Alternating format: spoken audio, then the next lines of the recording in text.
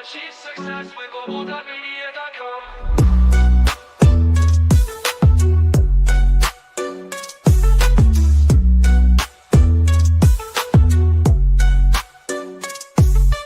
Every step forward is a new beat to your drum. Achieve success with Global.Media.com. Let's celebrate it with or without champagne. Yeah, welcome everyone to today's Africa Business Talks. I'm always excited to be here. Look, if you're here, hopefully not here, you have to be here to hear me, right? If you're here, please drop us a comment, say hello, say hi, say where you're joining us from. Say something. If you don't say something, I won't know you are here. So, of course, I'd love to welcome you properly. I'm honest to myself on LinkedIn now. So at least I know we're live on LinkedIn as well. There's people here, so do drop us a comment, do say hello, and say we do appreciate you spending your time with us for sure. So, of course, we'll have a great conversation ahead of us. So this, I guess, this room, African Business Talks, is based on, I guess, my realities. Victoria, I see you. Welcome, Victoria. Also, okay, the room is based on my reality of being British or growing up in Nigeria. So my whole family is Nigerian, but I am that weird mix in the middle. Victoria's got a speaking gig by 7 o'clock. Congratulations. Send the link. Send the link. Well, what's the time now? So 5 o'clock. I hope we will be done by 7, Victoria. No, if we start at 5, then we should be done by 6:30, really. And I've got another room at 7:30. So I will want to leave within reason on time. Otherwise, I can't do what I do for my other event. But and I must do what I do, which is essentially fill the event, invite speakers and stuff like that. Right. So this room is based on me being Nigerian at heart and having grown up in Nigeria. I guess I spent my childhood in Nigeria. So I left Nigeria. I went to Nigeria when I was a baby, left there at 13. See, my reality is the fact that many of the problems that we had, that I saw in those days, I still see today. Victoria, thank you so much. I will copy and paste your event, and I'll do my best to come along. Yeah, if it's at 7, I can do half an hour with you before I start my second one. I can do 20 minutes before I have to join the studio for my next event. Right. So the problems that I saw growing up and when I left Nigeria are mostly still there. That's annoying. That gives me a headache. That jars my brain. So this room is all about us Africans talking amongst ourselves. Maybe one of my beliefs about solutions is that we all have a bit to do to make our communities better places to be, to do business, to do work. So this room is all about us talking and then working out solutions and strategies that we can implement today that will make a difference to our brothers and sisters. We'll cover a whole range of issues, many issues. I guess business, personal growth, inspiration. It's all of that. Of course, this room works. Thanks to the amazing speakers I have. Who always come on stage. Not the same people come on stage, but I always have great speakers who do join the studio to share. If you want to share, Victoria, the link to join the studio is in the comments section of the event page. If you want to send the link to you, then just put in the comments here. DM the link, please. A link, please. StreamYard link, please. StreamYard link. Yeah, I'm going to say please, really. It's a bit nicer when you do say please, right? So I've got 2 amazing speakers in the studio who are, I guess, to start up the conversation. If you know, so I'd love to know your thoughts. My friends, put in the comments where you joined us from, put in your comments any questions you have, even any thoughts you have on our topic, and we'll happily acknowledge them and address them, right? Lisa, Dr. Lisa is here. You're on LinkedIn, but I can't see you on my StreamYard yet. I'm so glad you're here. Why can't I see you on my StreamYard? I don't know. No, so no, Lisa is our menopause specialist, menopause dietitian, menopause holistic well-being genius. So I'm glad you're here. Now we have a room. Our menopause room is tonight at 10 p.m. the British Standard Time, or British Summer Time, should I say. So if you can join us, then we're talking about how to eat healthier in midlife, Michael. How to eat healthier, even when you don't want to eat. Join us for that one as well. Iman, I'm going to mute you for a second. So you can always mute when the time comes to talk, my friend. So thank you so much. Look, obviously there's a connection issue between the comments on here and the comments on StreamYard. Oh, Victoria says, send me a link, please. Those others who are here, say something. I can't welcome you if I don't know you're here. I know you're here, but I can't see who you are. So, Victoria, I'm going to DM the link now. Okay. I'll know to send you a link next time as well, Victoria, before the event. So, anyway, all right. So, our topic today, my friends, before I tell you my topic, I guess the way I help people is by helping you write your book, publish your book, and sell your book. So if you want to write a book, don't know where to start, then let's talk. I've got a team that will help you write your book. That's ghostwriters or us writers or as writing coaches. So we'll go with that.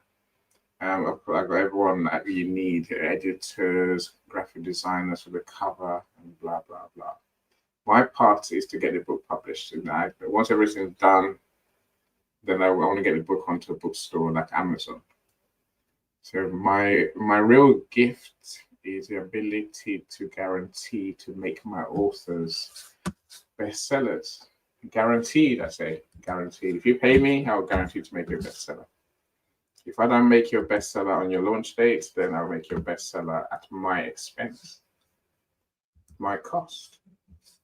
That's what guaranteed means, right? So, if I can help you to sell more books, I can help you to get your message out there, then get in touch, my friends. Let's talk. As I worked out today, prices are going up by 10%. I will do that at the end of the month. Oh, that's tomorrow. Okay. Now, so if you do want help with your book, and time to come, let's talk now before we raise our prices. If you DM me today, then I will give you the accommodation that you are talking to me before the end of the month. Okay, that's the best I can do for you, my friend. Even if you leave it too late, well, 10% is not going to break it back. 10% is not the end of the world. 10% is not that high considering, but I'm sure you'd rather pay less. I'd rather you pay more. Clearly, why not? Come. Let me this cloth. meet you, Selena. No, Victoria is well. Yeah, Victoria. What's you? Please. I'll meet you for a second. Oh, okay. I've muted everyone. Excellent. Right, my friends. What's our topic today? What's our topic? Okay, it's a simple one, I think, but it's not one of those I have a problem. Some topics I have a problem. I'm annoyed before I even turn up in the room. Right? I'm annoyed by the issue. If we talk about infrastructure, we talk about roads, talk about corruption. I say those things bug me. They drive me crazy. Today is a different sort of conversation. Today is more constructive conversation. I think the problem I see is that Africa has a wealth of youth. I can still hear some, even though everyone's muted. How can that be? Yeah, right. So no, Africa has a wealth of talent, a wealth of geniuses, a wealth of youthful, able people. And we have some decent businesses. You see, but everyone wants to sell abroad. We seem to have this delusion that our growth, our survival rests in selling to foreigners. Exporting is the thing, right? Well, no, that's not a bad thing. You know, I guess the question I always ask myself is, what if we spent our talent serving our communities? What if I built my business by selling to my local community? What difference would that make? Not just to me, but to my community as well.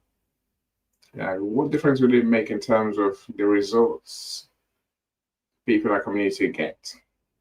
Now take me as a publisher, for example. You see, if I sold to my community in Iroa, in Edo State, in Nigeria, I could make a world of authors, right? A world full of authors who are making money because their books are selling and they're getting checks from Amazon every month. You know, also being a marketer, I can help them to sell more and build their business. I just feel there's more benefits in serving my local community than always reaching out abroad. See, I have to say, if you can serve your local community, you won't starve to death ever. I'm not saying you're going to be wealthy, because many of us will complain as we do that our currency is shocking. I understand. I get it. I get it, right? You know, but imagine if you did serve your community and got the results that transformed their lives.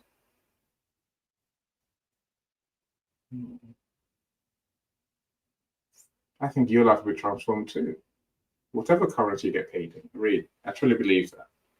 You know, I think equally importantly, I think, we welcome, Arthur. I do see you.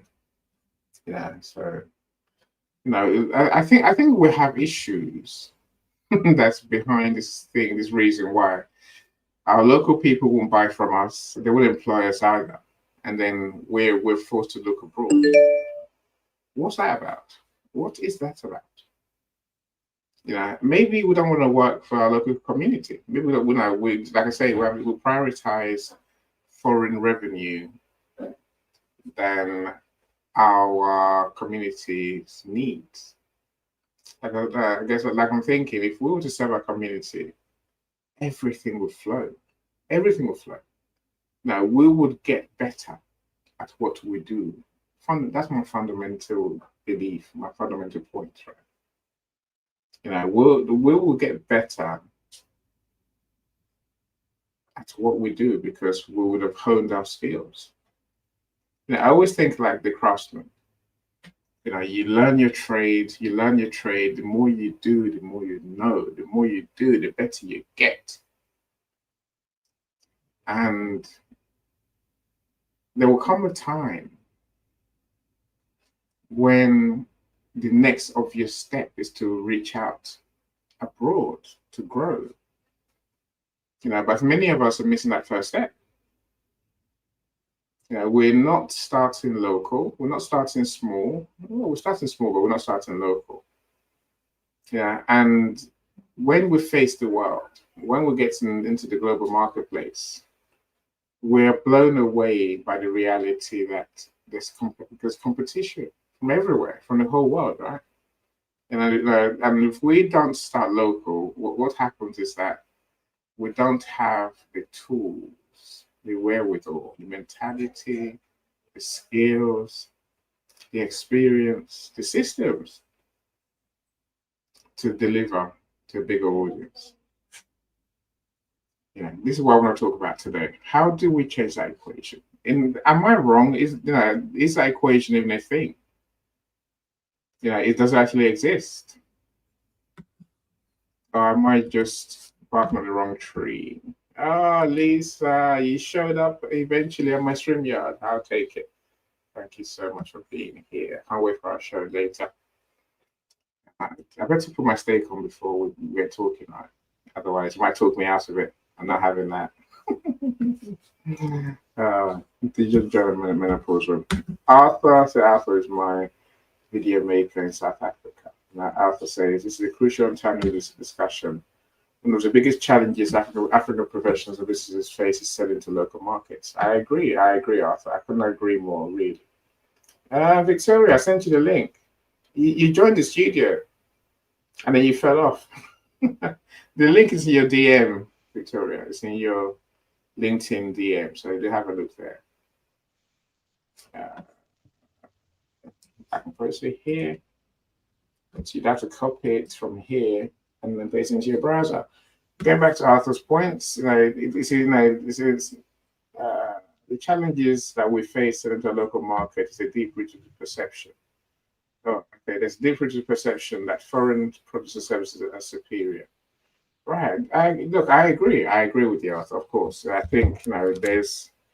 But when you say perception, it sounds like we who are abroad, let's say the diaspora, because we're a prime market for any African company as well, right? The perception is based on reality. The reality that those who we employ don't have the experience, don't have the business, don't have the solutions that we need.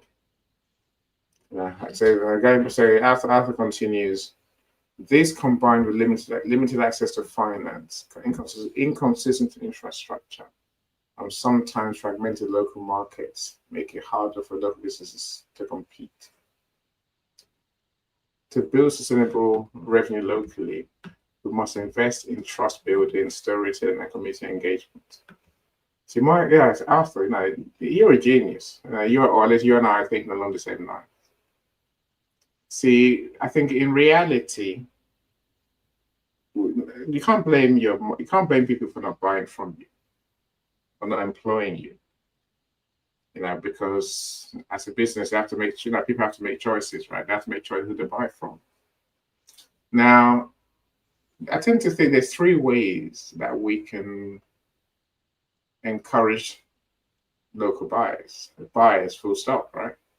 Option one, give them better solutions, as you're saying, Arthur. Give them better solutions. Give them, change that perception that others are better than us. That's within our gift. We can change that perception. Second thing I would say is, build a better business. Build a business that truly delivers, that exceeds customers' expectations, a business that works, a business that is forward-looking, future-thinking. I got those two mixed up, right? Future-looking and forward-thinking. Yeah, that works as well, right? And the third thing I would say we need to do better, is that magic thing every business needs. It's called better marketing. Whatever that means. Sometimes that means understanding the local community better, understanding our local needs better, and then creating solutions for those needs. If you have a solution that people need, they will buy it. We might then have the argument around your business and how your business works and the structure of things in the business. I truly believe either we're not creating solutions that people need, or we're just not marketing properly to a local market. I wonder what you think. I wonder. Selassie, welcome. Well, I haven't seen you for a while, my friend. I'm glad you're here. Glad you're back. Thank you so much for joining us. If you're here, tell us, say something. when it comes especially. Victoria, the comments, the link is still in your DM, so please do click on it and then do join us. Anyway, enough waffling from me, my friends. Enough waffling from me. But sometimes Selena, you've unmuted yourself. I'm muted myself. Now, You said say something. it's okay, so you have. So I'm going to say something. Okay, yeah, I was going to go to Michael because he was here first, but no, Michael's gracious. He's a That's gentleman. all right. No, he will say ladies first, I'm sure. No, just first. Go on. Michael, are you saying ladies first, or do you want to share your thoughts on the topic, my friend? Selena has something to say, so let her go ahead. Okay, now you have to get that mic louder as well. Okay, you must put it. Selena has something to say, so let her go ahead. Okay, Selena, Michael is like, and I know he's a gentleman, and he's proved exactly that. So please do share with us. So, what's your thoughts on my topic? I thought sometimes you can say marketing. In Africa, sometimes we have too much competition on doing one thing. The problem is if I see somebody making buns and they are making money, I want also to go and do the same thing. So the competition becomes tense and then it quickly kills the business. So I don't know sometimes how we can change that mindset that, okay, this person is selling, vegetables and I'm going to sell tomatoes. Then that's it. We are all selling something. That's what I've discovered anyway. Thank you. The mic is yours, Michael. All right.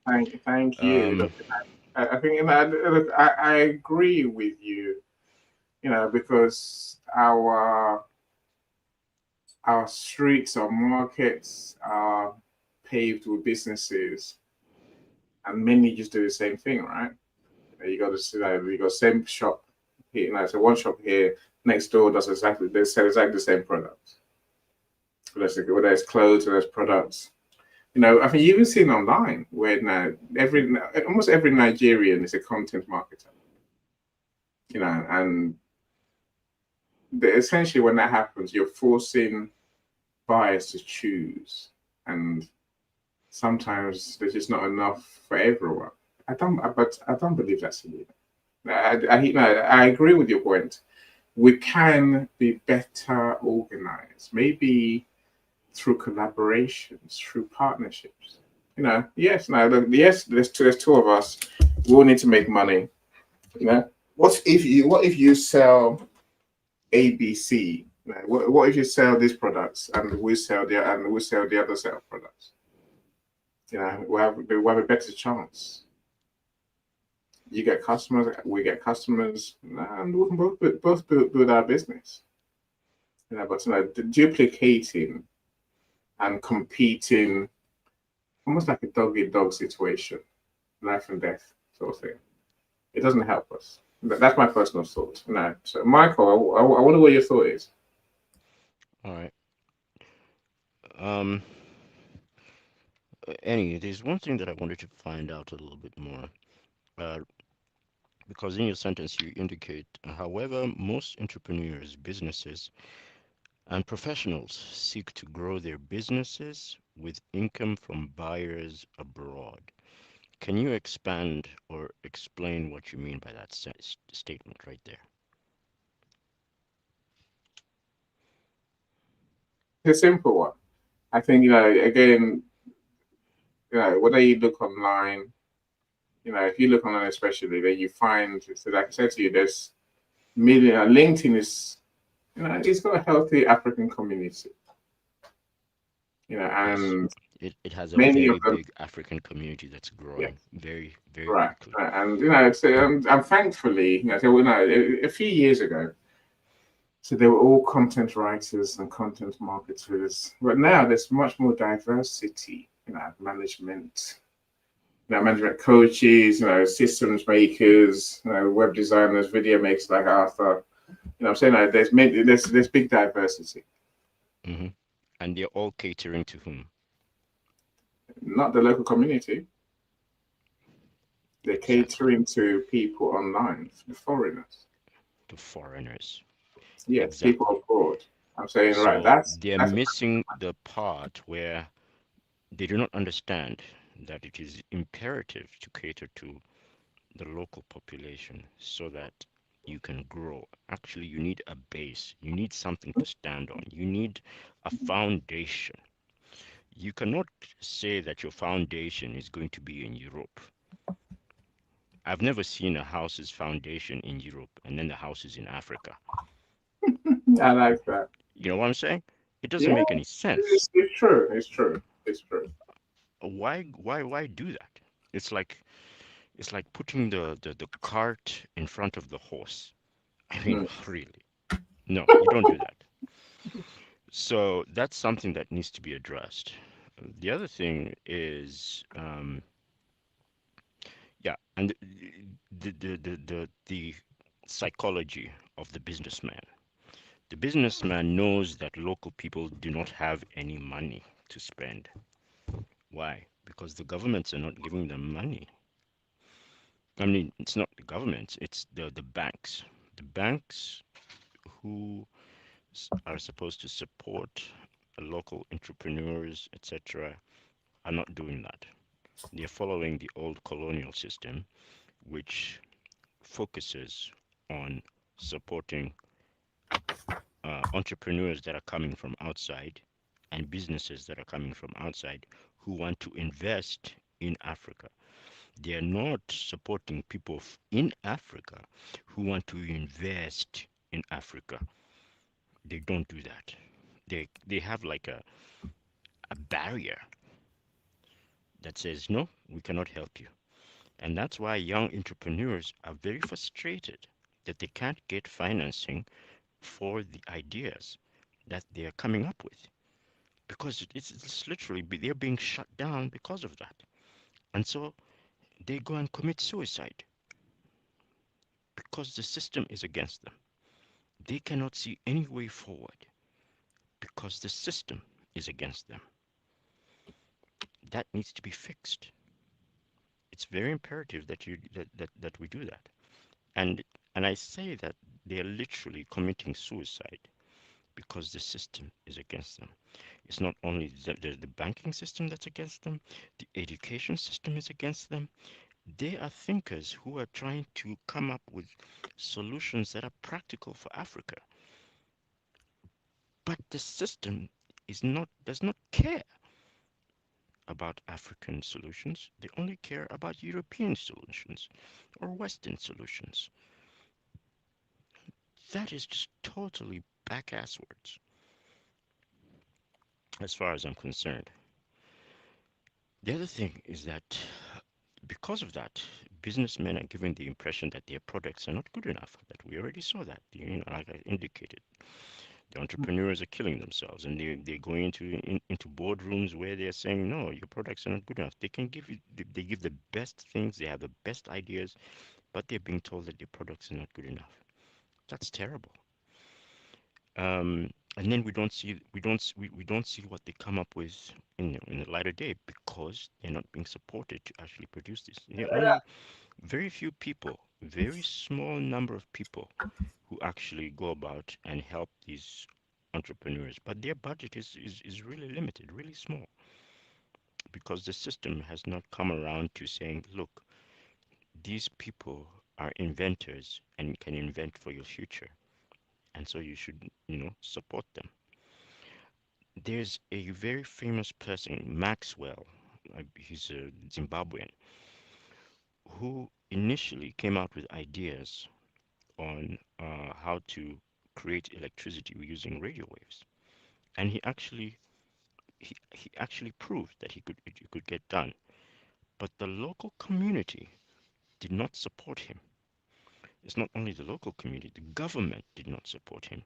They actually put him in prison to try and find out what exactly are you doing and why are you doing it, or to try and extract information from him and prevent him from, eh, eh, well, I don't know what their initial intent was, but that was very anti-entrepreneurial activity right there. So he he distrusted the government, and he distrusted their people, his own people, from helping him move this project forward.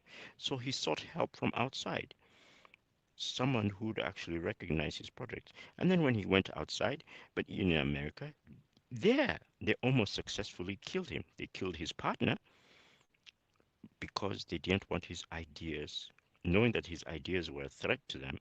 They didn't want his ideas to come to the surface. So they had to kill him. But that did not happen. And all of a sudden, the president decided, well, we have to protect this man because his ideas, they're trying to kill him. So which means that his ideas are valid. Now that just a real turnaround right there. And he was in a hospital, and we all know that. We all know the story. He was in a hospital, and then he came back to Zimbabwe, and then the president gave him sanctuary and allowed him to grow and actually implement his ideas. Now Zimbabwe is looking like as if it's going to be a place where a lot of tech innovation is going to occur, plus a fundamental skew or change in the way we handle electricity and the way we handle power um, coming from electricity is going to occur in Africa, stemming from Africa, and then it's going to go out into the rest of the world. But we need to be able to support this person, and we also need to be able to ensure that we have programs that do support entrepreneurial spirits and ideas like this.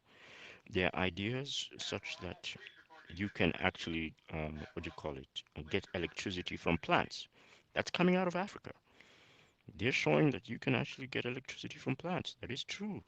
There's a school in Nigeria where there are children who are actually experimenting on generating, creating electricity from generators that utilize urine for fuel. It's basically a hydrogen generator. It just separates the particles for hydro that it needs in order and purifies it and then creates and uses that as fuel to generate. But that comes from your own urine, from any sort of water system, from hydroelectric system. So I'm like, wow, that is pretty incredible stuff. But I really don't see I don't see financial institutions, and I do not see the media in Africa focusing on these entrepreneurial spirits and the finance system actually integrating itself such that it can what do you call it, support these entrepreneurs and make them flourish, because that's what we need.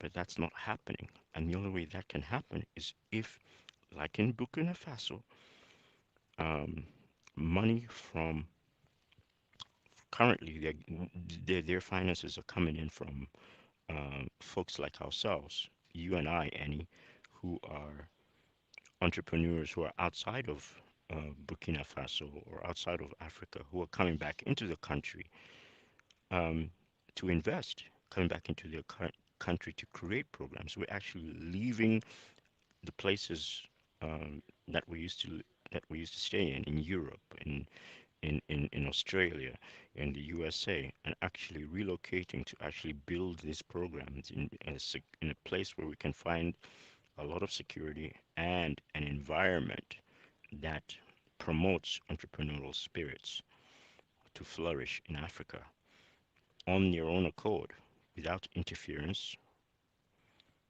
from Western civilizations. And that is all we want. No interference. We can have, please send us the money, but please do not interfere by giving us rules and regulations with respect to how you want us to operate. We want to focus on building our communities and focusing on that. We're not focused on building your communities. So we need rules and regulations that and policies that focus on the entrepreneurial spirit, building the entrepreneurial spirit within Africa. That's a major issue, and the OAU should have been dealing with this a long time ago instead of coming around to dealing with it now. We see that it's a hole. You see that it's a hole, Annie, and I think it needs to be filled by us, Annie, by us. So if there are any ideas as to how that can be accomplished, Who's that would be us? great. Before I even respond, who's us? You and me, No, we are I concerned refuse. about it. I refuse. I'm not fixing nothing with no returns. I mean, I run a business. I got kids to feed. I got family to look after. I got wealth to build. No, yeah, that's not what I meant. I'm not I doing meant any. that I'm not I giving you meant my that money. it's I meant what I meant was yes, you do run a business, and I'm hoping that your business can flourish as a result of doing this. That's what I'm thinking about. I don't want you to do it No, for free. I again, I expect nothing from the African markets. But I think part of the issue we have hmm is this not selling to your local market extends into the diaspora, yeah. where Africans seem to have a problem selling to other Africans, other black people, full stop. Let's face the truth, Michael. It's true. There's an issue there somewhere. It's also it you can also point it to a cultural issue. It's like it's like a tribe not wanting to sell to another tribe because of past problems or issues that they had in the past. Something that is very familiar. Like for instance, in Uganda, we have the Baganda people, we have the Busoga people, and we have all types of other people within the country. But we do not get along very well, and so our businesses don't get along very well for cultural grievances, past grievances that are unknown to us. But for some reason or another, we grew up that way and instill that in our children, and our children just continue the thing. And I don't know, it's weird. Right. Look, man, thank you. You said many things, right? Yeah. Look, I'm with you entirely. That's why I say we need to bring. If we start local, we'll build a base, a strong base, a base below which we won't go lower. Go below, right? But without building from local, we're essentially we're floating in the air and we have no anchors, we have no base, and nothing works from there, right? Let's start I there. absolutely agree with you that right there. Right. That Okay. is a very, very huge issue. Yeah, yeah. And I say, well, if I can get one person today to say, okay, I'm going to start local. I'm going to do what I do for someone in my community, people in my community, and do it seriously. Yeah, then I'll be happy. See, look, you've gone down the route of every business needs money. No, we don't. No, we don't. And even if we did need money, are you telling me US gives you money to build a business, Michael? No. Can you borrow You money? Of don't course, need it. you Absolutely, can you're borrow right. money if you have to, but all you're going to do is put yourself in debt, huge debt. Yes, I don't indeed. think that's the answer, right? Nope, that is definitely not the answer. I agree with you there. Right. So the banks won't give nobody's money. It's not new and it's not unique to Africa. It's the world over. There's no country where the government says, "Oh, here's a pot of money for you to start a business." Unless even if you're a charity, that's you have to put your money in, right? I'm saying, that's it's a rare. We don't need money to build our business. We make money or we get money from building our business. That's the truth. I'm looking at Dr. Leslie. He has not built his business based on people growing and giving him money and loans. He's built it by sheer hard work and delivery across many African countries. He's probably one of the rare exceptions. So He's the Dr. one who Leslie is. is building trust, in other words. Yes, right. Okay. So and also the man is gifted. I'm saying you can't dissociate the two, right? If you're a new business, no one is going to fund you because you have no experience, no track record, nothing for me to fund. I'm not going to just give you money to pay you for wages. I have to pay myself those wages, right? It's my money. I'm not going to give you money when there's no guaranteed returns. I'm not going to give you money to build your business. That's not my job. That's your job. And what you do, Michael, is you start small. You find the minimum viable customer, and you serve them. They pay you. Now you can serve two people. Two becomes three, and an exponential growth happens somewhere down the line, Michael. So that's why you're talking about the local population. Yes. But the banks are not our issue. Those are looking for funding is just a red herring. If you're serious, do the damn work. Do the work. I can't say enough. Do the work. Every country, entrepreneurs have to work, not beg, not expect, not put their hand out. They work, they deliver. Money comes from giving value, my friend. If you help people with the problems they have by creating solutions that work for them, they will pay you. If you do well enough, they'll pay you huge amounts of money in any currency. But because many of our brothers and sisters haven't got to real solutions, they can't sell those solutions, market. They can't sell what they do have. Again, you can't blame the market for saying, well, we're not willing to pay you because you don't have the skills we want. And I believe you may be right there, half, but I also believe that it's also a problem of coming around to your type of thinking, In what way? starting small, Yeah. starting small, finding an idea that can help the community, not going for broke and starting big because you don't need to do that. And I think there is a story that you've got with respect to that, that you can tell, that you have told many a times regarding your uncle who wanted to go for a big business. Yeah, and it created the telecom business in 1998, 1980, but he never That did. story. That Yeah, story. That right. that is that applies here. Can you tell that story again? I want to hear it. I didn't. Well, so, look, my uncle had an idea, and it was excited. He had this idea to create a telecoms company, a telecom service in Nigeria. He's still waiting to start today. Except now he's getting towards his 80s. What was he waiting for? What's the disease? He's waiting for what you're saying, Michael. The banks to lend him money, someone to lend him money. Why should they? We're in Nigeria. We're a rich family. Why do you need someone else's money? Put your money in. Uncle Issy never did. And Uncle Issy is still there, never worked, still there, bumming around. And now look at the market, look at the telecoms market. If only he had moved his finger to actually get started, right? If only.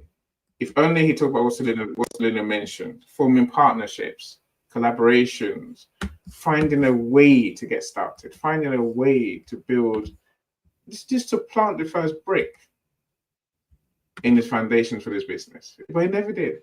And this is the thing about many Africans.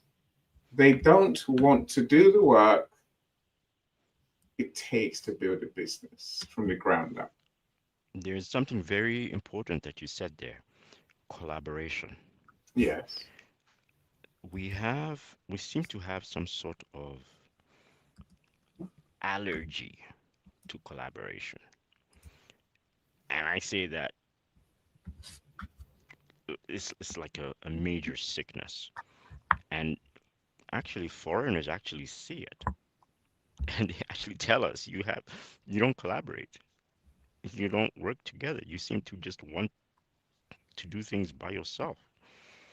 Take a look at the way the Asians have actually come up in building their communities and environments. It's through a lot of collaboration. Mm. But in Africa, we beat each other to death just to get our own dollar.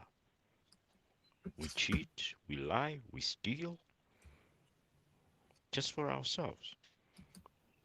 The collaboration part of it, for some reason or another, that needs to be fixed. I don't know how we're going to fix that. That's something that you have identified that and said that is that I believe is a major issue. How do we get around and collaborate with each other? Yeah, look, it's a problem. It's a problem. I will agree with you that the system doesn't care. The system does not care. There's no system that cares about you, especially when you have an idea and you're starting a business, my friends. The system is not meant to care. You can't blame banks, funders, investors for putting their money into businesses that are more stable, that are more experienced, that have better foundations than you. I'm saying, but the answer is the same, Michael. We need to build a business from the ground up. In most cases, I can understand some businesses, some high tech businesses require some level of investment, but that's not on day one. Right? On day one, you just want to deliver a service, your minimum viable product, and make sure it's good. And I'm not saying sell them junk, sell them something decent, and then they'll pay you. It's so obvious. Now you and I were talking earlier, Michael, when I was saying to you, successful people don't sleep. Of course they sleep, but they you sleep when you have a team doing the work for you.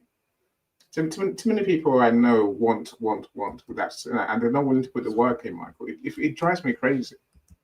You're not going to make money by not doing the work, and that's what the working from the ground up, selling to your local communities, is the foundation. That's the ground. That's where you have to dig first and put some roots down and do the work. Everything else flows from that. Look. Let's hear from our other speakers. Ima, thank you for your patience. What's your take on this topic, Ima? I don't have much to say really. I know the problems in Africa are insurmountable, and I think our basic problem is disunity and lack of collaboration, as you've been talking about. And we admire strangers. We look, the grass is greener on the other side, and that's been our problem since slavery days. We don't respect each other, and we don't support each other, and I don't know how to fix it.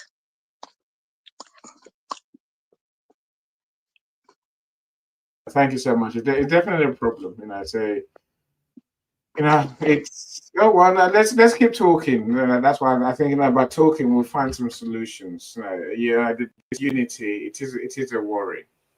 This inability to collaborate. I think it's a mindset thing, right? It's a mindset thing, and I guess people with the right mindset find the right partners to collaborate with. And the issue is what it is. Many Africans will tell you, "Oh, I've done it before and I was burnt." Yes, I'm sure you have. I've driven down the road, my tire burst. What did I do? I didn't throw the car away. I didn't say I'll never drive again. I called breakdown. They replaced the tire, and I drove off. And I'm still driving now, right? Business is about learning lessons. Yes, we'll make mistakes. Yes, things go wrong. I figured the other day, my friends, that the mark of a true genius, of an expert, is not what they can do well on a good day. When everything's working great, yeah, look, everyone can look brilliant. The mark of a true genius, of a true legend that you want to employ involving your business, is that person who can fix problems. The one who can fix any problem. That's the expert. The ones who can do it well, you can find another one of those easily. the one who really understands the system, the process, the thinking, all the elements, how they come together. They're the ones who earn the big money because they are the real experts. They are the ones who are truly geniuses. So if a collaboration goes wrong, my friends, work out what went wrong and go again. Find a better partner. Find better collaborators. But I think there's also there's a bigger issue around collaborations, which is still a mindset issue for me. The issue is this: someone comes to me and says, "Eddie, we need to collaborate." I'm like, "Yeah, we do. Okay, well, I don't know. I was minding my own business. I'm doing my own thing, but here you are. What do you want to collaborate on?" And they're like, "Wow, you give me business and you get me customers, and you give me money."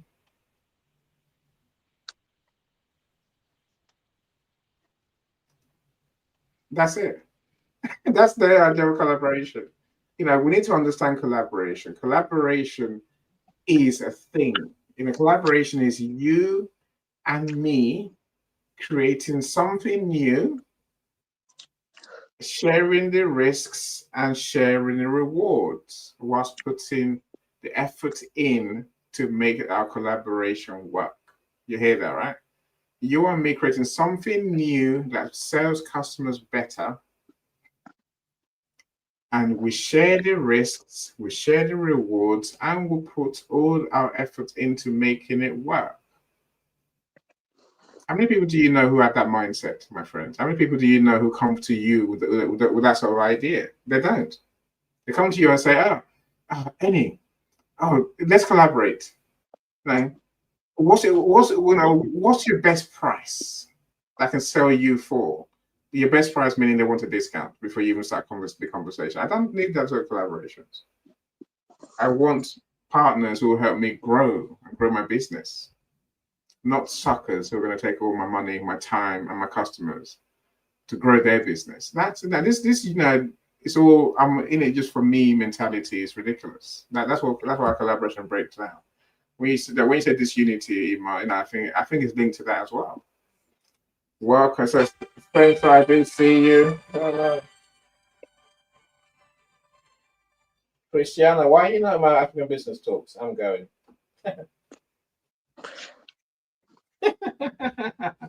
Anyway, yeah. Spencer says, have you thought about showcasing your work to a global virtual community? I think we do too much of this, Spencer. This is our topic today, right? How can African professionals and businesses sell to local clients? I don't know when you've been all the way through, Spencer, so hopefully you didn't miss it. I think we don't sell to our local community because we want to sell to foreigners, to a global audience. But without a business on solid foundations, how can we sell to a global audience? So we end up being losers in both cases. Now, the global audience doesn't employ us, doesn't want to buy our stuff because of their perceptions of quality and all that. It all comes together. But I think we need to start local, Spencer, is my answer. Dr. Olushola, our HR genius, she said, trust is the beginning and is the beginning and foundation of collaboration. I agree, of course it is. There's reasons why we don't trust each other. Maybe we can unpick that one day. I might bring that back as my next topic. Anyway, Michael, have you unmuted? Yes, I have. I wanted to also, I even forgotten my point. Collaboration, it's in relation to that, and also in relation to failure. We should not be afraid to fail. That is another thing that my sister brought up because my sister is trying to help Ugandans, especially children who are disabled in Busoga country. Um, because that's where she comes from. That's where she saw this. The situation was extremely bad, and it looked like there was no help for these children who are disabled in some way, shape, form, or another, whether physically, whether mentally, whether psychologically, whether spiritually. They're just left, it seems like, to fend for themselves and in a state of complete desperation. So she's trying to create a school or a sanctuary. I should call it a sanctuary for these people, for these children in Busoga country. Um, and she put out, a request for help in regards to that. And I also, she asked me for some help in spreading the word, and I did, to family members. And her sister indicated, I'm so afraid of what might happen here. You know, the planning and everything, I don't understand it. It's most likely going to fail.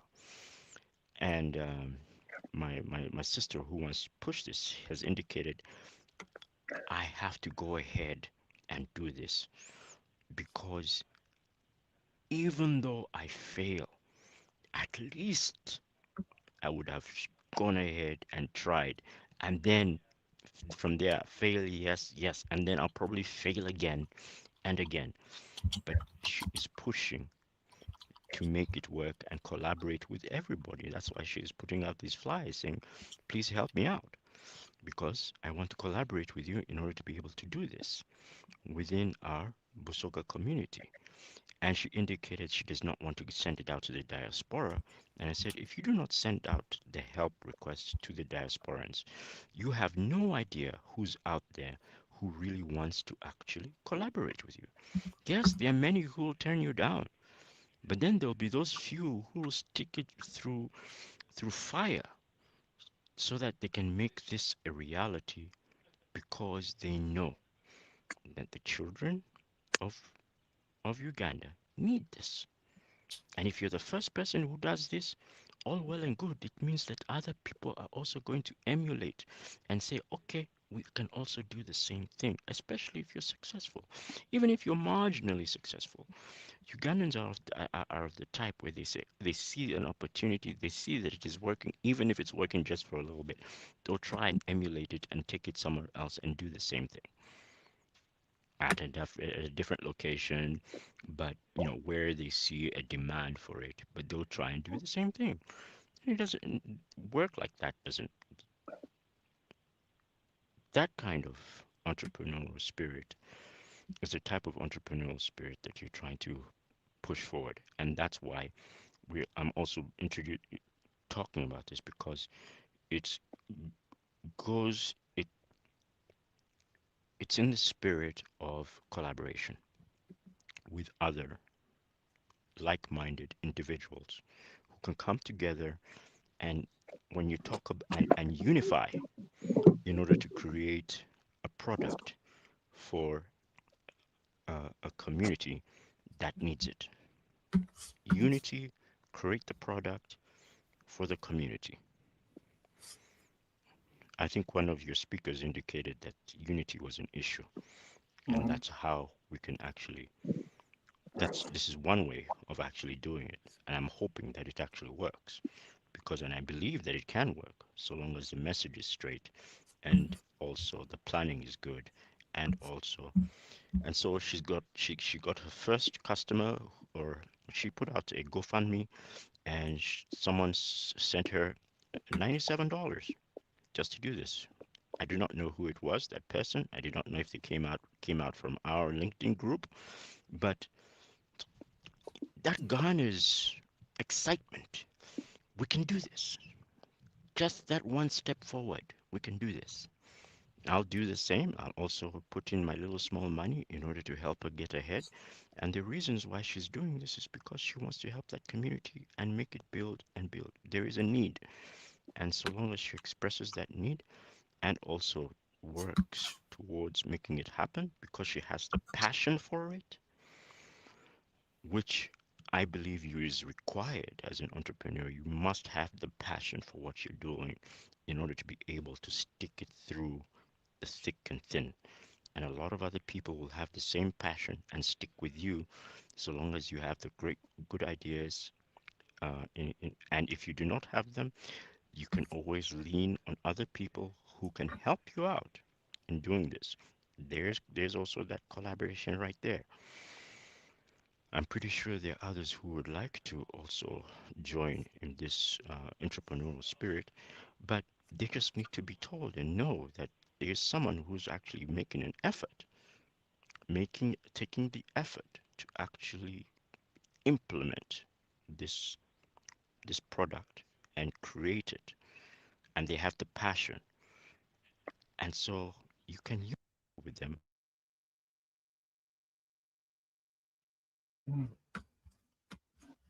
Yeah, I'm doing better at listening.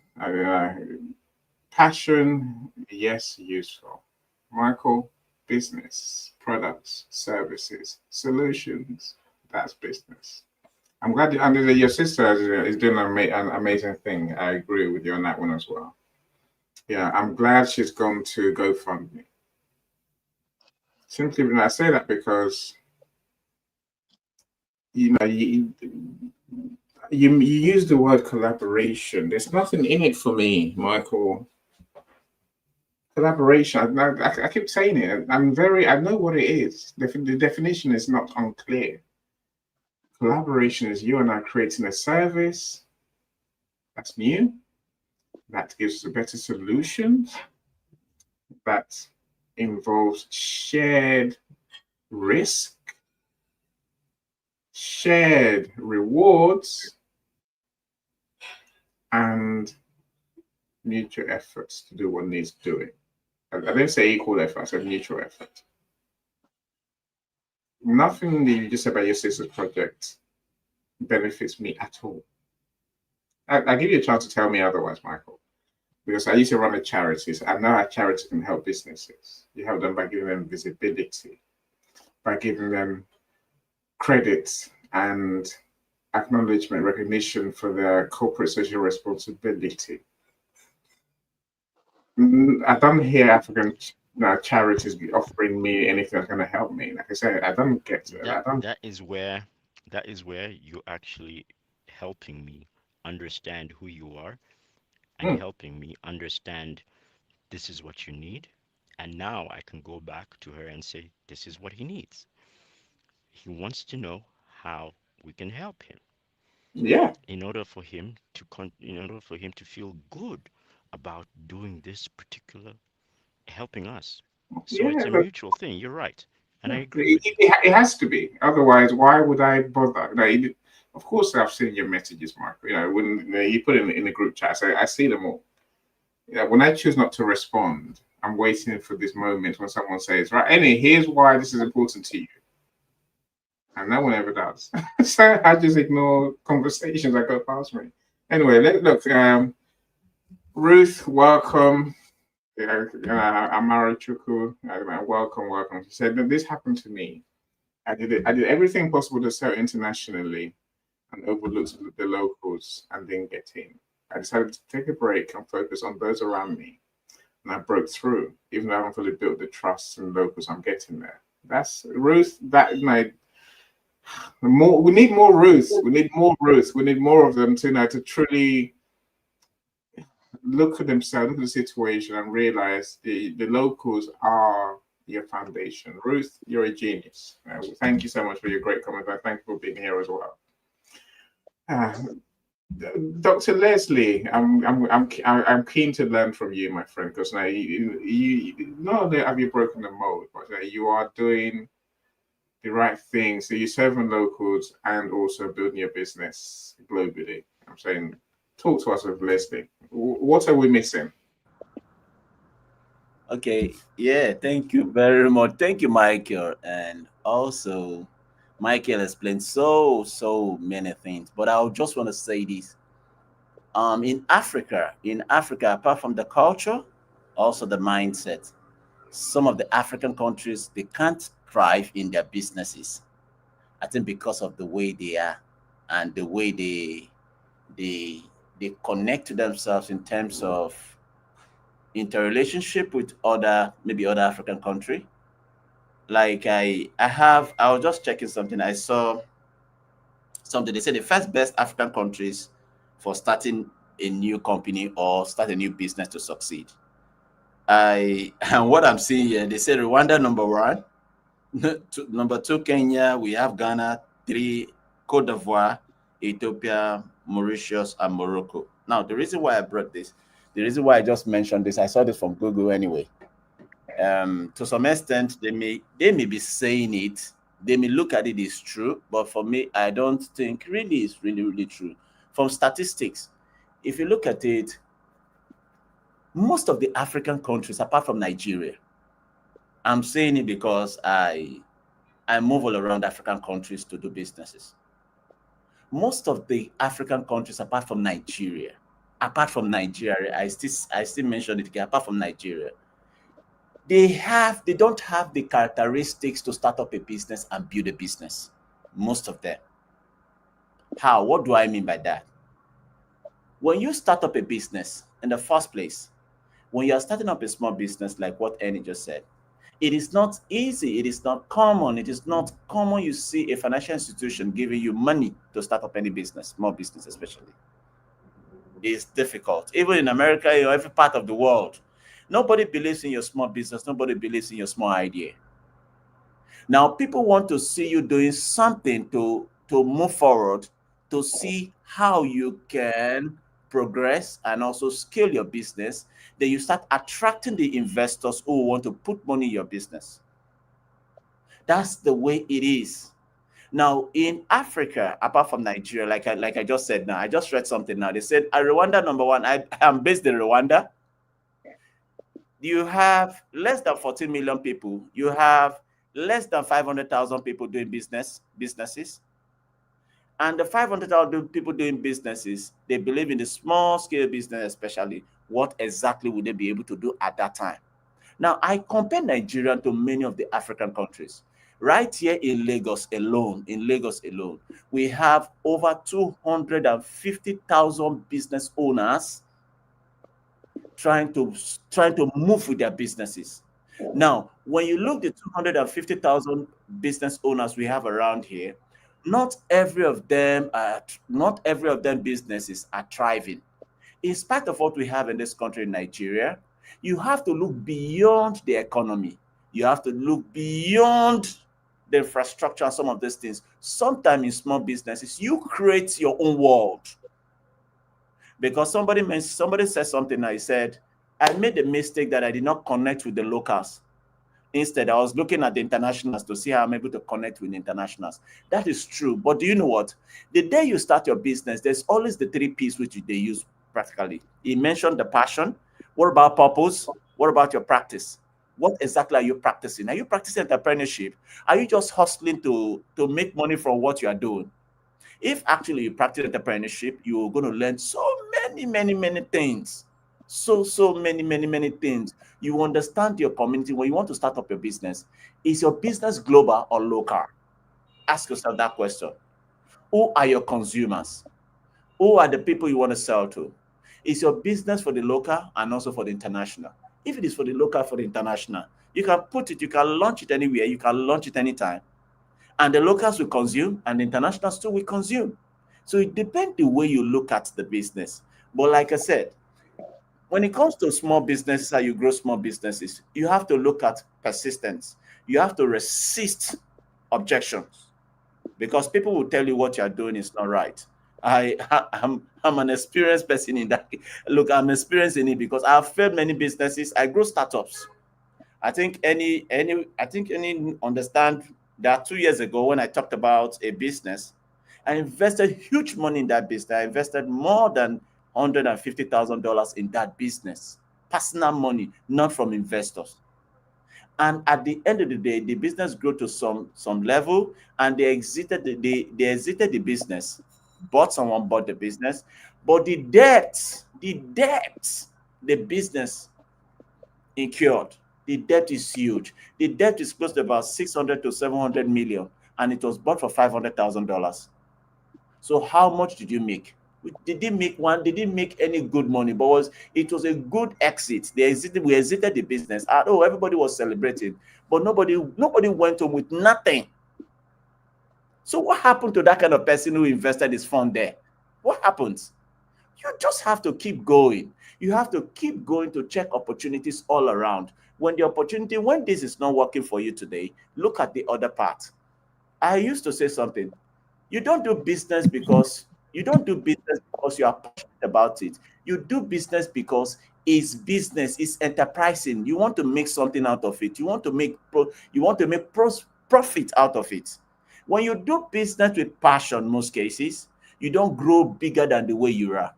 You remain just there, and it is because if you are passionate about business, sometimes when you're passionate about business, you do the business according to the way you want it to be, not according to the way the customer wants it. So you have to look at so many characteristics that are involved in it. You have to look at so many things apart from the culture. But I just want to say this. The truth is this, nothing but the truth. Africans, especially many part of Africans, many part of the African, they don't appreciate the hard work. Business, when it comes to enterprise, when it comes to growing small business is not about talking it. It's not about thinking of the principle. It's not about saying, I want to grow big business.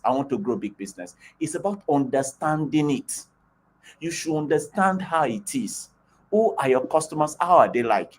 I tell you, in Nigeria today, Nigeria is the only African country. I repeat that because I have gone to most of the African countries to do business. I know how they receive people. I know how they resist people too.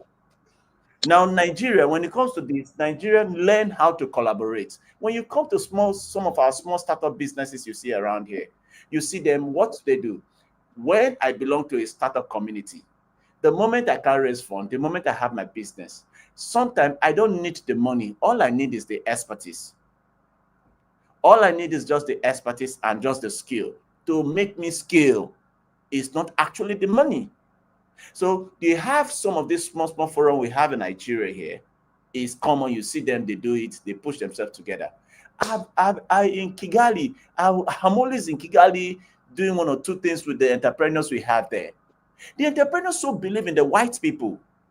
They so believe in the foreigners. Sorry to use the word the white people. I'll use the word the foreigners. They so believe in the foreigners. You come to Nigeria here, Nigerians don't believe in foreigners. They don't believe in foreigners before they start up their business. What they have is what they go with. And when they go with it, they ensure they are able to try, they are able to strive with it. After a period of time, if they can't succeed or they can't do that, most times they exit or they go out of the business. But still, they keep on doing the business to the level that they find a way to collaborate with people, they find a way to make things work. So for Africans particularly, if you want to go into business, you want to start up a small business, please ask yourself questions. What is the purpose of setting up this business? Yes, passion is good. Like me, I'm passionate about what I do. I'm really passionate about entrepreneurship. I've failed severally. I've invested my personal money, not investors. I don't have investors. I don't put investors. What I have in Rwanda today, most of the startup I have in Rwanda today, I invest my money, not investor. I don't have investors that are coming up to do something. Why? Why is it that I don't call investors to come in? No investor will want to do a business from idea to small business when you have your MVP. When you are moving, when you're bootstrapping, they just want to see traction. When they don't see a regular traction that looks like the business will grow, that looks like the business will scale over time, nobody's going to invest the money. So what do? You have to put up your courage. You have to put up the confidence. You have to put up that expertise. And you have to create a mindset, not just a positive mindset, a growth mindset. Because most of the especially most of the African countries around here, they have this fixed mindset. Fixed. Like I visited Ivory Coast, I visited Ghana, I visited Uganda, I visited Gabon, I visited Liberia, I visited most of even South Africa. I visited most of these African countries. They have the same mindset. Now look at it. Look at Nigeria. Look at Nigerian music industry. Nigerian music industry, you don't need to become Burna Boy for you to succeed in the music industry. All you need to do is this. You just need to understand the terrain and know the reason why you're going to music. Are you going to music because you're passionate about it? If you're going to music because you're passionate about it, then you have to look for someone, a manager, who understands the enterprise, who understands the industry. Then how about own video? The same thing with the own video. How about startup the startup in Africa, tech startup in Africa? Come to Nigeria, it's different. It's very different. When you go to Kenya, for example, in Kenya, we have a lot of startups in Kenya. But this mindset, how do you collaborate? How do you connect with people? What kind of mindset do you have? Do you have growth mindset? Most cases, it's not because of your skill, your expertise, your experience that make your business to thrive or succeed. Most cases, what makes your business to succeed is your growth mindset. What is your mindset? Do you look at your business becoming one of the biggest business in Africa or business be one of the biggest business in the world? You have to think to that level, not just all about your skills and all that. No, no, no, no, no. You have to think to that level. So not until some of them, apart from connecting, apart from what do you call it? Apart from cooperation, the culture, understanding the culture, apart from collaboration, apart from some of these small elements we talked about, one of the biggest thing for African entrepreneurs or African small business owner is mindset, growth mindset. Have a growth mindset, not a fixed. You are doing business and you are telling yourself the economy is pressing you, the economy is pressing you. I wonder how you're going to succeed. In America, there are issues with the economy. In Britain, there are issues with the economy. Every part of the world, we have economy issues. Small businesses are the engine of every economy. Small businesses.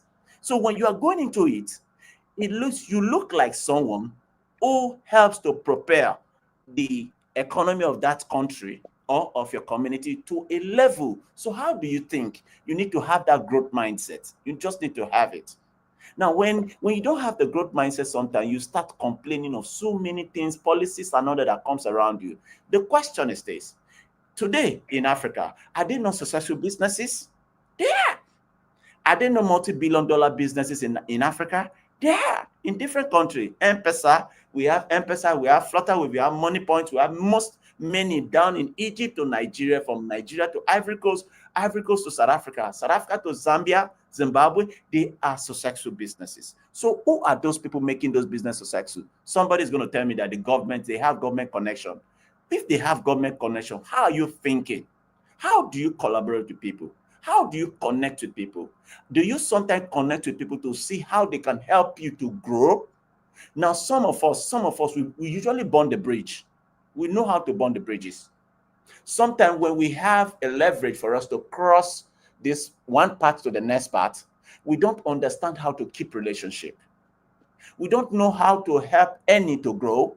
Instead, all I know is any is making money, so I want to make money too. Sometimes any platform can make me to succeed, to make more money. We don't know how to collaborate. We don't know the weaknesses. We don't know people's SWOT, the SWOT analysis. We don't know people's strengths. We don't know people's weaknesses. We don't even know what is threat in our businesses. Because most cases we complain of it, but we don't know that our character, our attitude are threats to our businesses.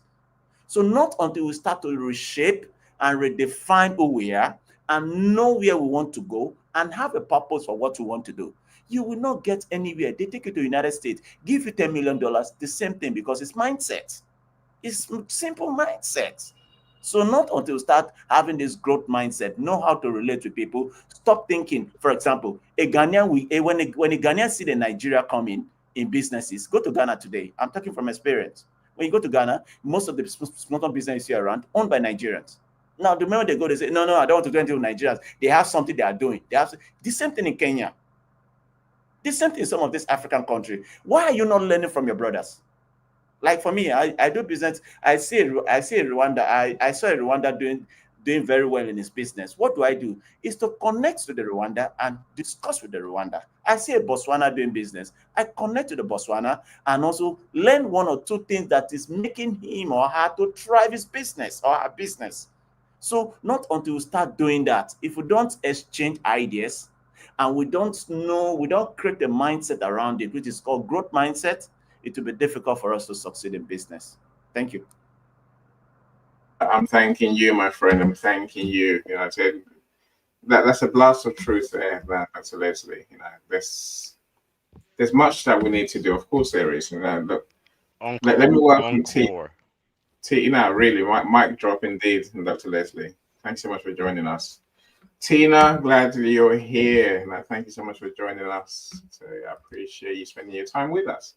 Right, you know, Dr. Leslie, so many things you said. You know, the things, you know, the fact that we have to build and scale our businesses to attract more clients and investments, if we so choose, but we must build and scale. I can't say enough, and this is the world over, as you said, Dr. Leslie. This happens the world. Everything you said is now applies to businesses everywhere. It's not easy to start a business anywhere. In the UK, it's hard. In the US, it's hard as well, Michael. I'm sure you know this as well, right? Yeah. Yes, you have people who it's extremely difficult. It really is, and as Dr. Leslie said, you know, you have to be willing to invest everything you've got. You know, sometimes that's all your money will say. You know, really, you know, I've had to invest all my money in this business. And you know, yes, and now I'm getting somewhere. Now I literally know business is paying me back. For the first few years, I didn't get paid a penny. I was paying my staff. You know, I paid for tools, and I said my list of my outgoing before I even start on my tools, and everything else I have to use, all my essential outgoings which I can't get away from. I'm looking at nearly £1,000 in pounds, £1,000 before I even get started. And then by the time I paid my team, there was hardly anything left for me, and that went on for years and years and years. You know, so I had to learn how to be better. I had to learn how to do more, give more. Now, I'm going to come to that in a second. You know, I love you. I love the 3 Ps, Dr. Leslie. I love you. The 3 Ps. Passion, of course, counts. Purpose counts. You know, your purpose, the why. You know, look, and when we say the why, let's understand that the what also counts. What is your solution? That's what Dr. Leslie calls practice. What's your solution, number one? How do you deliver it? Now, let's be sure. If you are not learning and getting better, you are dying as a business. That's the truth. Whatever that, you take that as it means to whatever that means to you. Is it more collaborations you need, more friends, more customers? I think, but if you're not growing, if you're not learning, if you're not improving your solution, someone else is just come past, copy your idea. I wouldn't say copy. They have the same idea as you. The solution will be better because it's made today, not yesterday, not 2 years, or not 5 years ago, like yours is. They've come with the latest idea, latest solution, using today's technologies, today's thinking, today's realities, today's learning. And people will buy their solutions, they're buying yours. That's now outdated. Well, that's stagnated. That's dying. Now, no one wants to invest money in anything that's dying. And no one wants to invest their money in anything that they can't see a return from. Build from the ground up. No, I don't know how you're going to find money to put into your business. I don't know. I really don't know. You know, Dr. Leslie said it very well. You know, if you have to go and beg, steal, or borrow from people you know, so be it. If you want to form partnerships with people who are the right people for you to form partnerships with, do so. Don't sit there saying I can't start because I haven't got any money. You have to start somehow. That's like saying to the fire, I want heat. Well, when you give me heat, I'll give you heat. I'll give you wood. How does that work? You have to give the fire wood to give you heat. You have to give your business, you know, a start, a solution, and something to sell before you say I want money. That's the truth. There's no other way.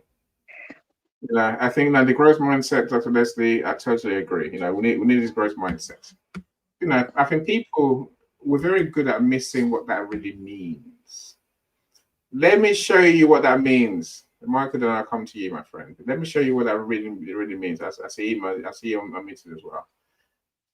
You know, if anyone knows me, you know I love this video. And this is the growth mindset. This is where everything starts, middles, and ends when it comes to business, my friend. Please take some notes. But if you join my rooms, you get to watch this video often. So here goes. Most men will tell you that they want to make money without understanding the law. The only people who make money work in the mint. The rest of us must earn money. This is what causes those who keep looking for something for nothing or a free ride to fail in life. The only way to earn money is by providing people with services or products which are needed and useful. We exchange our product or service for the other man's money. Therefore, the law is that our financial return will be in direct proportion to our service. Success is not the result of making money. Making money is the result of success. And success is in direct proportion to our service. Most people have this law backwards. They believe that you're successful if you earn a lot of money. The truth is that you can only earn money after you're successful. It's like the story of the man who sat in front of the stove and said to it, "Give me heat, and then I'll add the wood." How many men and women do you know, or do you suppose there are today, who take the same attitude toward life? There are millions. We've got to put the fuel in before we can expect heat. Likewise, we've got to be of service first before we can expect money. Don't concern yourself with the money. Be of service. Build, work, dream, create. Do this, and you'll find there's no limit to the prosperity and abundance that will come to you. Prosperity is founded upon a law of mutual exchange. Any person who contributes to prosperity must prosper in turn himself. Sometimes the return will not come from those you serve, but it must come to you from someplace, for that is the law. For every action, there is an equal and opposite reaction, my friends. See, be better. Give people better solutions. Build, create, serve. These are not just words. These are realities. These are business, realities that we have to go through every day, right? We must put in to get out. As Ruth said earlier, serve your local community, and I say you never stop. Dr. Leslie's proved that, and many more have proved that it can work. That is the way. We must build from the bottom up.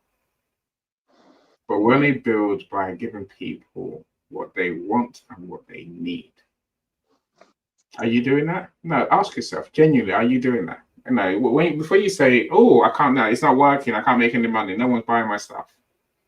Ask yourself, really, sit down with yourself. I mean, that's, I've had to.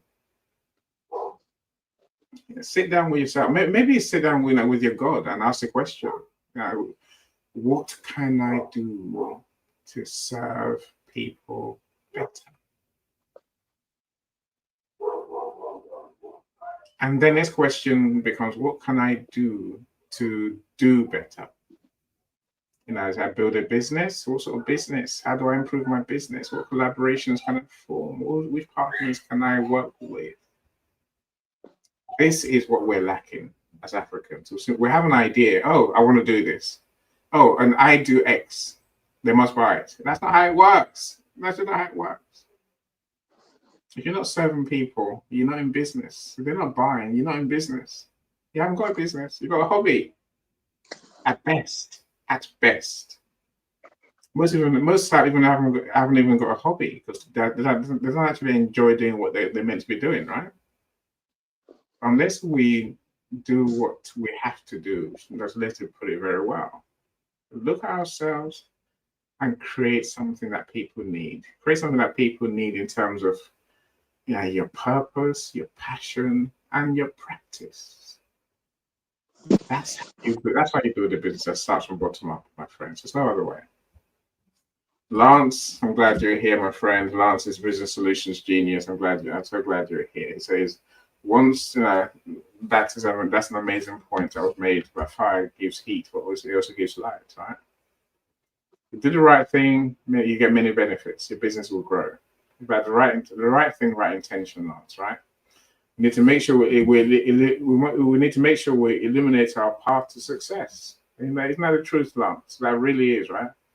Make sure you're not stumbling through the darkness. I tell you. That means we have to grow. When the lesson says growth mindset, my friends, we have to grow. We have to grow, right? We need to find a way to succeed. Success attracts more success. We succeed with what we're doing. We attract customers, more customers who have more needs, and then we serve them, and we're a better business. We're a better people. They always say, don't wish it was easier. Sometimes it can be easier, but don't mistake that for doing no work. Don't wish it was easier. Work to be better. That's the foundation of business, my friends. Anyway, I've waffled enough. My friends, I don't know what I say. Look, please, our time has come. Our time's coming to an end. If you want to give me your last, your final thoughts that we can go away with today, please, now's your time. Let's try and take a minute each, and then I can let you go. My next one starts in an hour. No, half an hour, 45 minutes. All right. Who wants to go first? Selena, Michael. Selena, the mic is yours. Me and Michael were always fighting for the mic. Thanks, Michael. I had a few things. It's like when I went to Africa, I was looking at a lot of, like starting businesses in Africa. I come from Zim. And then I found, it's just the right, the people you mix with. I went to my uncle's club where the gentlemen meet. He took me there for lunch. And then I tasted their sauce, their chili sauce. And I thought, no, I can make better ones. So I went home. When we were going home with my uncle, we bought some chilies and I made some. Then he took it back to the club and said, then he just gave people in small containers and said, taste that. And said, oh, wow, where did you get it? Okay, Selena made it. No, she should make for us. Now, it was just a few days before I had to come back. So it's just like something, and I was telling people, then one guy says he traveled for miles to go and get something similar to that, where it's made by prisoners. So it's like, okay, that's a good business. If I decide to go back, I will have to do that. Yes, I can teach people to do it, but it was short notice that when I discovered that I couldn't do it. But still, when I go back, it's like one thing I want to go and start doing. When you have people, sometimes they don't want to collaborate. Yes, it's like it's difficult. I wanted to go into the mining, business. I didn't want to mine. I've got a gold mine in Zim. I tried to look for investors and I couldn't find any. And now I thought, okay, what if I just go and buy and sell, gold? I had people saying, oh, because they thought I had money to invest in that so that they could join me. And I had a lot of people saying, oh, I want to do that. I want to do that. But I needed $1,000 to register only. And then they want to see that if I've got $1 million to spend on buying the gold. So it's like, okay, now where do I go? I'm looking for investors to do that. I know the gold is there. I've got people who know where to get it. But now it's like I need people who can invest in that. I'm a speaker. I talk about, empty nesters. I'm passionate about it. But I've discovered as well that a lot of us mothers whose kids have left, we're so lonely, we're so stressed. And I thought, no, I didn't want to do it, to be honest. But NU says, you sit down and talk to your God. I sit down and spoke to my God, and they said, that's what I want you to do. I'm a wellness coach. And I was doing that, talking a lot about cancer because I'm a cancer survivor. But then I thought, okay, there's a lot of bureaucracy around cancer. You can't say you are treated. There's something which can treat it. So I thought, no, it's a no-go area for me.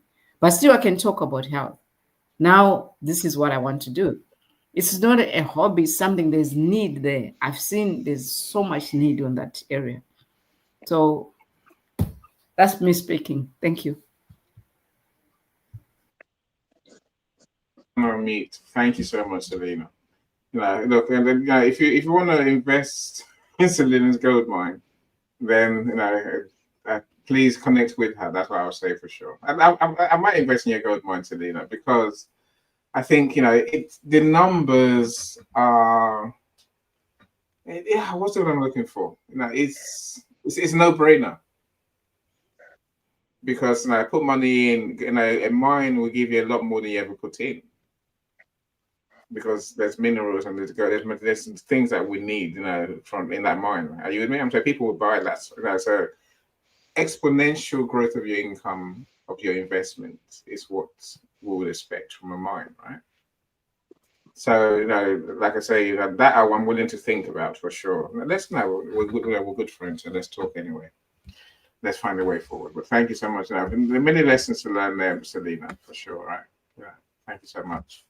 Michael, talk. Give me your last point today, my friend. All right. There are three P's that you had mentioned. One of them, patience, purpose. And what's the third? Is it product or is it No, patience? passion, purpose, and practice. Look, in the good old days, you can add products, you can add placements, you can add you can add placement, not just placement on how people see it, but also even the place itself, right? And of course, the products go in there as well. I think Dr. Leslie's put the products and the placement into practice. How you do what you do, how you Okay. deliver your solution. Okay. There's a lot that I've learned with regards to that, and that actually also applies to what Selena has been talking about. Three P's, um, passion, and she's got a purpose. She's also got a product, and now she's looking for, I think, a practice or something of that nature. It's an interesting idea and what she speaks about. In Uganda, currently, the president has indicated that if you take anything out of the ground, it has to be processed. You no longer are you selling raw materials or anything like that leaving Uganda. Raw materials cannot leave until they have been processed in some way, shape, form, or other. So just an FYI, those are the rules that go around that go around it. So you need to think about that when you're investing. I liked the idea of the mindsets. Um, Dr. Leslie has indicated a lot of mindsets, and I think this thing is something that is just so peculiar to me. And I also find that the growth mindset is very fascinating, and also this idea of the fixed mindset. Plus, he also mentioned something about a SWOT mindset, which I don't understand what that is. But then there's also other things he mentioned, like a setup mindset, collaboration mindset, Look, endurance mindset, unity mindset. the SWOT mindset is simply doing a SWOT analysis, strengths, weaknesses, Uh, opportunities. okay. That was a business term. Okay, I got it. Then there's also the exchange mindset. There's so many types of mindsets that are out there.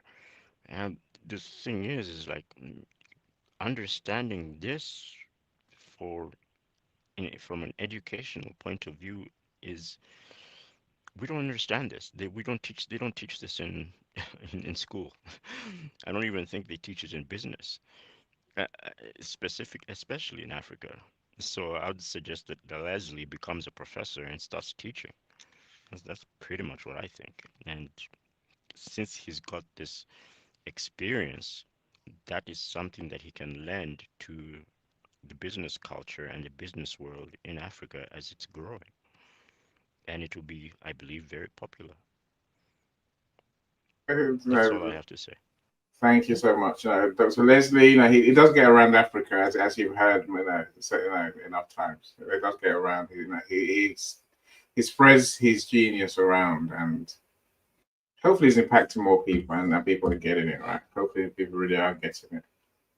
Yeah, and we can all learn from him. So any business in the world can learn from Dr. Leslie. He's written several books like Selena. He's willing to share his knowledge.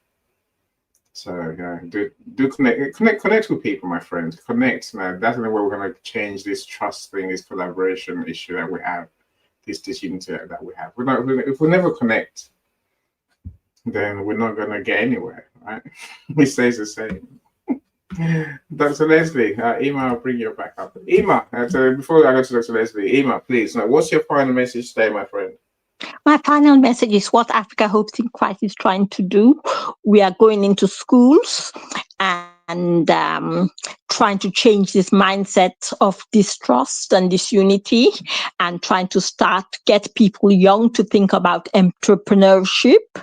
And because the mindset before and still is doctor, lawyer, and that's it.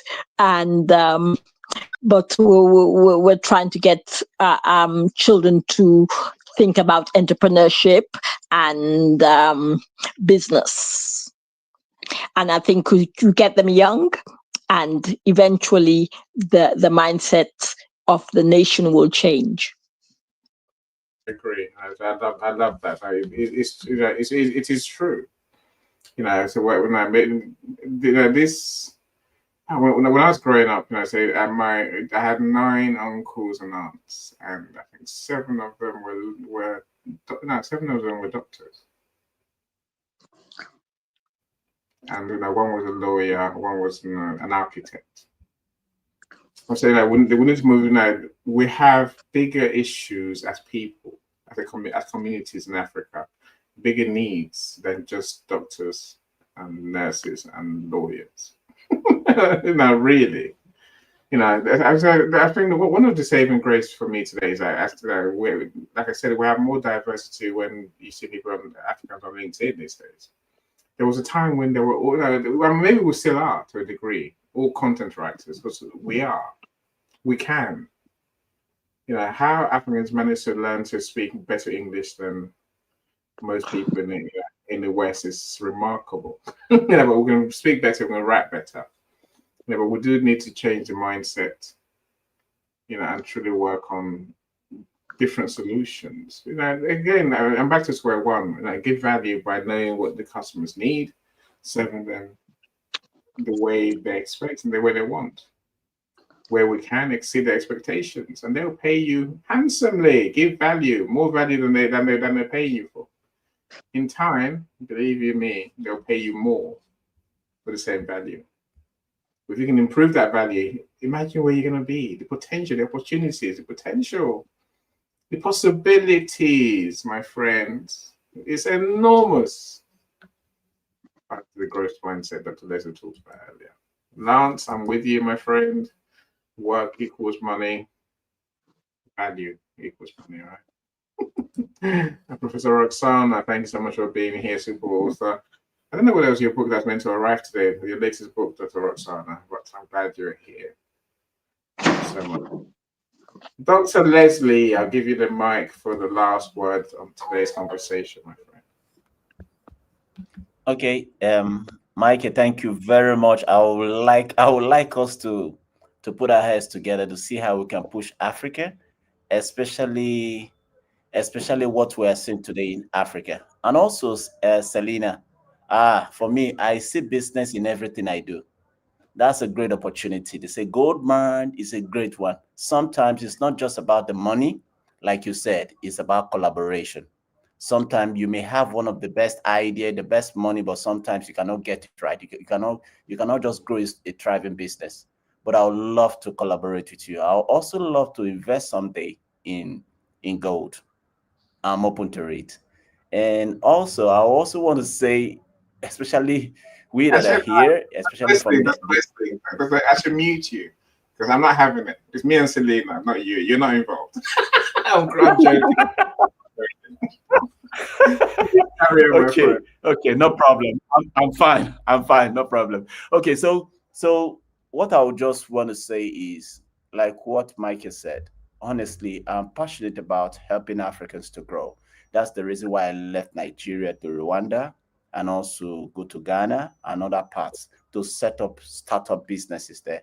The reason is not just about the money, it's about the impact, because the vision is to ensure that I'm able to impact a lot of Africans who need to re-educate themselves and also see how they can start having a growth mindset, where we don't start looking at the Western masters to come to set up businesses for us.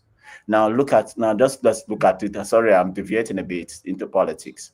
Look at what Ibrahim Traore is doing, for example. My guy. It is, you see, we have what it takes. We have what it takes to push up, to turn around, to cause transformation. You know, most cases we look at business this way. Let's start looking at business where we see it's a journey of transformation. When I go into business, the essence of going into business is a purpose. What is the purpose? I drive the purpose with a practice that I'm going to achieve something, which is part of my passion. Now, when I do that alone, every product I create will create an impact. And in return, you make money. Just like what the video you just played now. You don't go into business to make money, you go into business to create impact. Money will come, money will follow over time. So we have to start looking at that. We have to start re-educating people. We have to start looking, okay, what are the things we need to do? Just like what Mike said, they don't teach this in business schools. Yes, they don't really teach that in business schools, but sometimes to experience and also your expertise and over time what you've been able to gather together the information will also help you to see how you can impact in people. But like I said, not until we start looking at this level where we start helping to grow our mindset, we'll now start having that same mind to grow other people. Once we can do that, I tell you, the sky is not just our limit. I think we will go to the moon to do more there, to explore more. So thank you very much. And also, Selena, like I said, though, I know any just said something. Yes, I want to invest in gold, but still, man, that's a good one too. That's a good one. That's Let's a do it, really Doctor. good Let's one. do it. Let's do it, Doctor. Well, Let's do Dr. it. Leslie, Angelina, All right. Annie, All there's Dr. right. not Leslie, space for all Annie, of us. you guys are Mark, talking about going into space. There's actually a space agency that has an African space agency that has been inaugurated most recently, I think Yeah. this week, the 25th, Yeah. in Egypt. So yeah, Yeah. you're talking about something that is very possible indeed, and I'm glad that you mentioned it because I was just looking at it just this morning, and I thought it was very interesting. Although I would have preferred it to be somewhere else than Egypt, but we got to start it's somewhere. fine. You know, we have to start somewhere, right? Yeah. You know, if we get a rocket to the moon, you know, I'm sure that would change the perception of Africa and Africans, really. You know, so I'm with you, Tina. Now, the journey of transformation that Leslie just mentioned is where it's at, right? Now, really, you know, I think, you know, the fact we have to transform ourselves to be better, to think better, build better businesses, serve our communities, to build our foundations.